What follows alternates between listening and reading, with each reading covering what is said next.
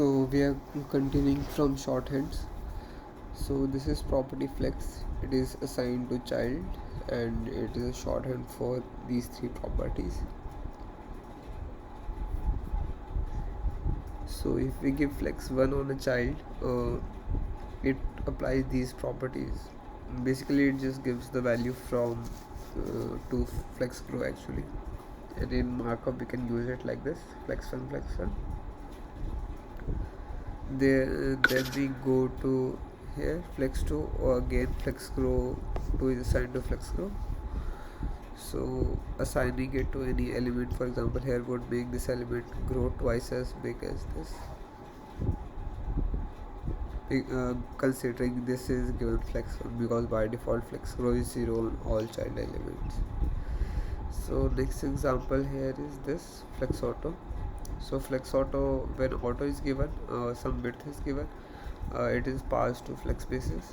So what auto means here is it inherits its length in the main axis, width when the flex section row, or height when the flex section is column. So flex basis auto means width is inherited here, so that's good. So similarly here, if we give none, it's assigned auto here, sorry here, and 0 here. And flex 10 auto means we give flex grow and then basis, and if we give 3 values, then it assigns these 3 values in same order here. So it's very simple. So one interesting thing to discuss here is this is different from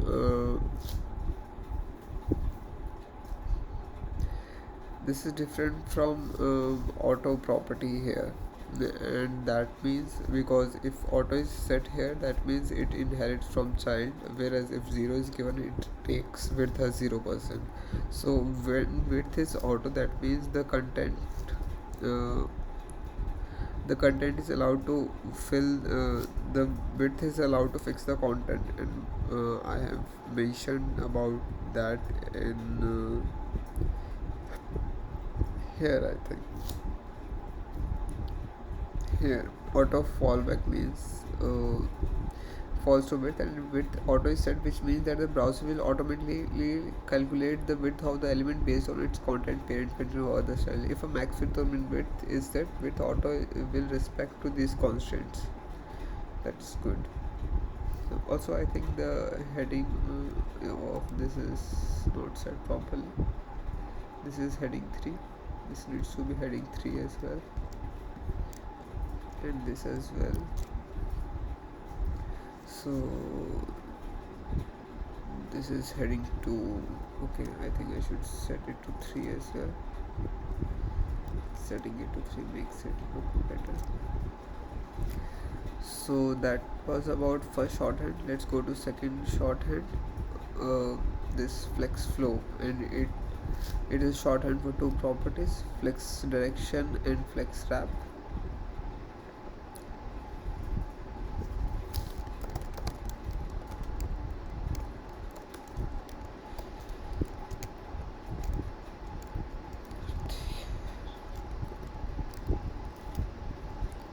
It is shorthand for flex grow and flex shrink and flex basis. That's cool. So that is all about this this section shorthand. So what we can do now is about the tailwind classes.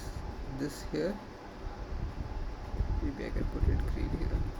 So this document has the list of classes that we can use for the Flexbox, and it is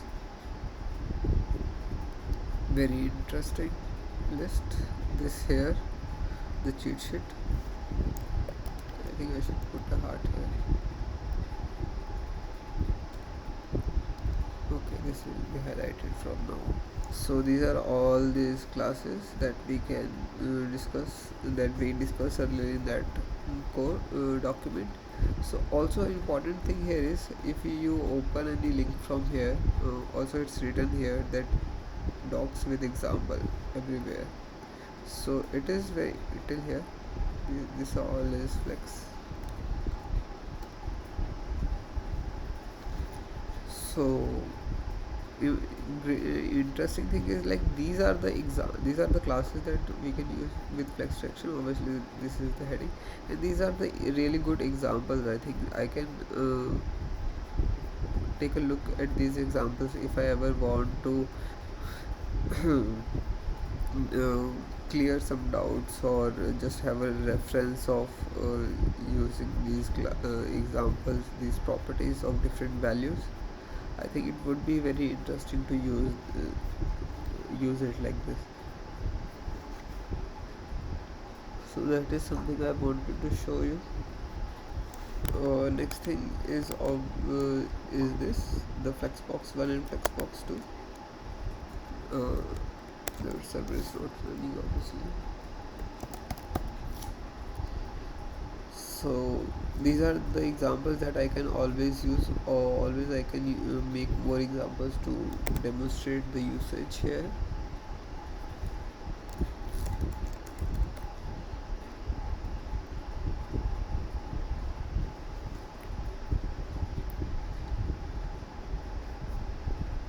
So these are the Flexbox 1 and Flexbox 2 examples that I discussed. I mean, I can just try on different properties, testing here by changing values of this, and also here this div represent all children elements, and this represents the third. Okay, this doesn't represent all childs, but this represents all lives actually. So I think maybe I should just make it a child like this.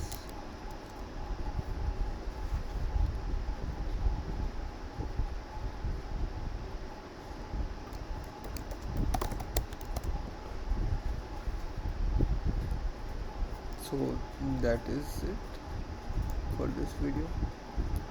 Thank you so much.